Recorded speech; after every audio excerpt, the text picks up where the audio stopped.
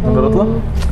Menurut gue sih you're purchasing unique old or like vintage items, tapi gak necessarily vintage sih. Mostly kalau di Indonesia itu kayak mereka ngambil dari luar negeri baju-baju orang yang mungkin di donate atau mungkin sebenarnya bisa dibilang itu kayak waste juga sih.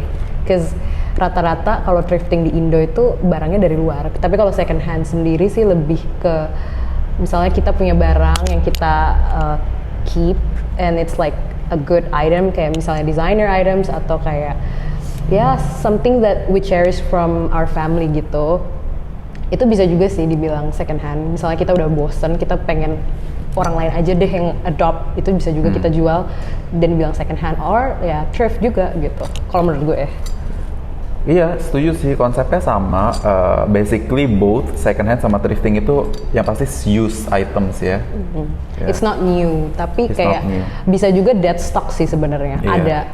Kayaknya yang membedakan tuh tangannya nggak sih? Kalau misalkan thrifting itu kebanyakan memang udah pihak ketiga gitu ya, karena kan toko. Tapi kalau misalnya second hand tuh kebanyakan pihak kedua aja, karena it's someone who kayaknya nih dijual aja deh lebih oke nih, dan biasanya perbedaannya kalau second hand itu lebih curated nggak sih? Iya, dan mungkin pricingnya juga bisa beda ya. Kalau second hand tuh mungkin masih bisa tinggi.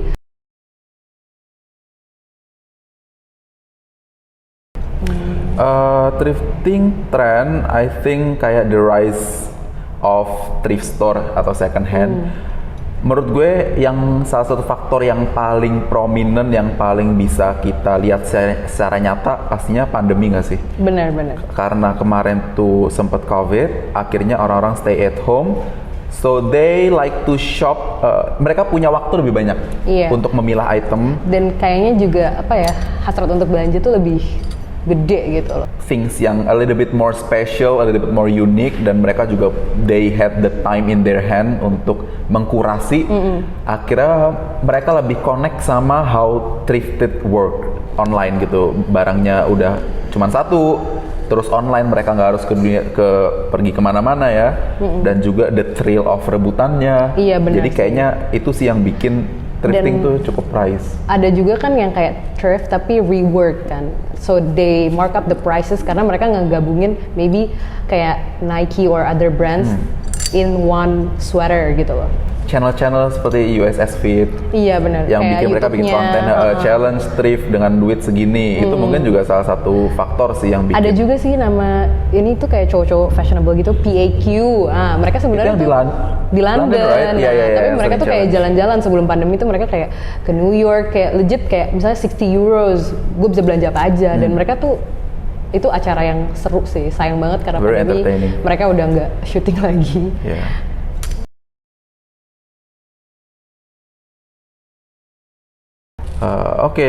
Untuk nge-elaborate tadi ya, kayak katanya si Fatia, banyak gue tuh kalau misalnya sesuai pengalaman gue, kalau misalnya thrifting atau second hand itu tuh emang secara tidak langsung tuh udah kekategorikan gitu loh. Kayak tadi cowok tuh biasanya sportwear race car, atau kayak jogger, atau kayak sweater Nike yang punya brandnya tuh punya culture-nya gitu. sendiri gitu loh. Kayak streetwear culture lah kalau dibilang. Atau gue lihat tuh sering ada yang kategorinya tuh khusus kalau misalnya cewek tuh yang vintage, yang misalkan shoulder, yang bentuknya tuh ada elemen-elemen baju-bajunya tuh era-era 70, 80-an gitu loh. Tapi kalau tahun ini sih lebih kayak 2000-an gitu nggak sih? Kayak throwback ke sweater. Paris, atau kayak tank top yang kayak lingerie tapi sebenarnya dipakai jadi outer lagi gitu.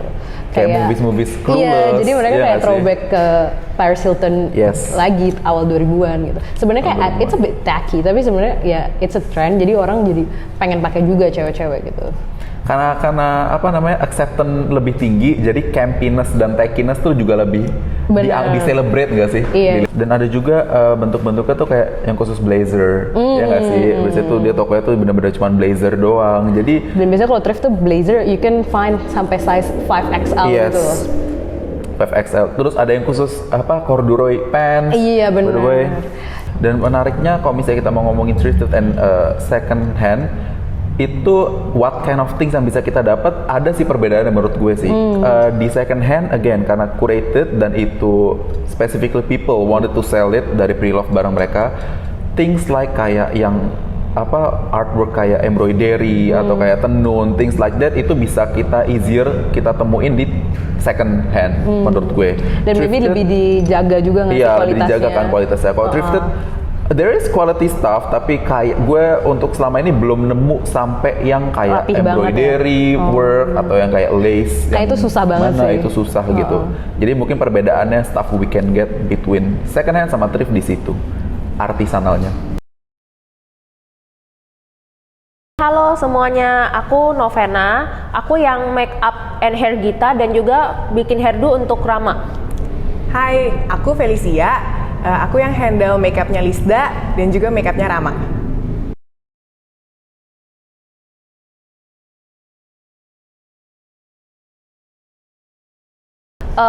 Fungsinya untuk mengenhance apa yang Muse-nya udah punya.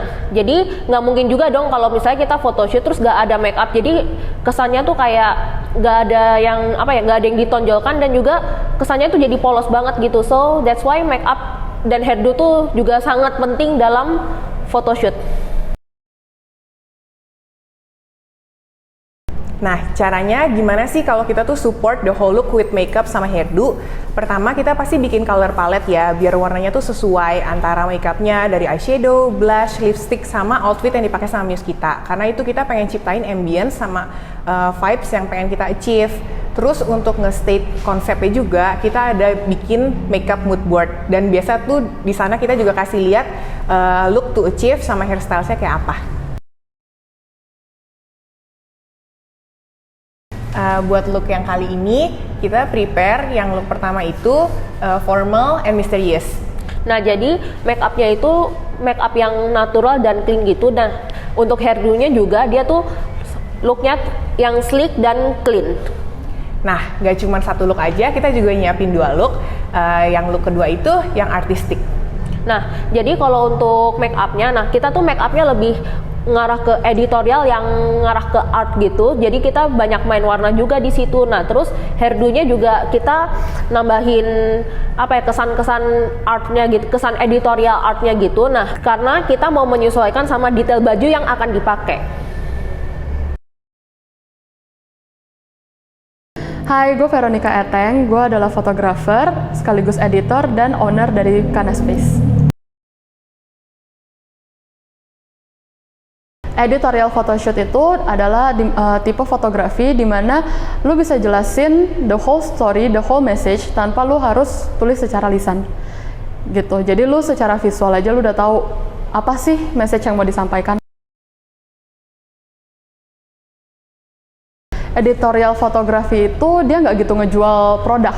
Yang dia jual itu adalah mood dan brandingnya barang tersebut. Jadi kalau misalnya makanan, mereka bukan aimnya tuh bukan kayak, oh gue mau kasih lihat makanan ini tuh secara lezat banget, itu enggak. Tapi lebih kayak, gue mau kasih lihat loh branding sama mood dari makanan ini tuh apa.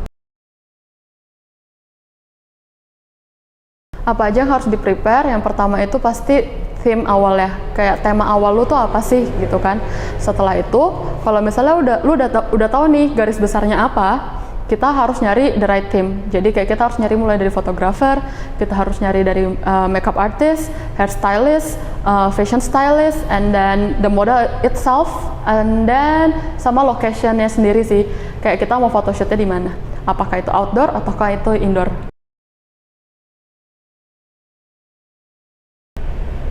Apa yang paling penting di editorial photoshoot itu sebenarnya yang pertama adalah konsepnya sendiri. Apa sih story dan message yang mau lu kasih sampaikan ke audiens lu gitu. Terus setelah lu udah tahu nih konsepnya, lu udah dapat garis besarnya, ya udah kita harus cari elemen-elemen detailingnya seperti misalnya outfitnya sendiri. Kalau misalnya kita udah ketemu nih outfitnya dan kita udah ketemu temanya, next stepnya kita harus mulai cari detailing tentang apa yang lighting yang mau lu pakai, apa tipe makeup yang mau lu pakai. Terus abis itu pokoknya hal-hal detail ini harus mendukung the whole concept gitu. Jadi dari yang kecil ini pas digabung tuh nggak lost, tapi menjadi satu konsep di mana itu menjadi message yang kuat buat audiens lo sendiri.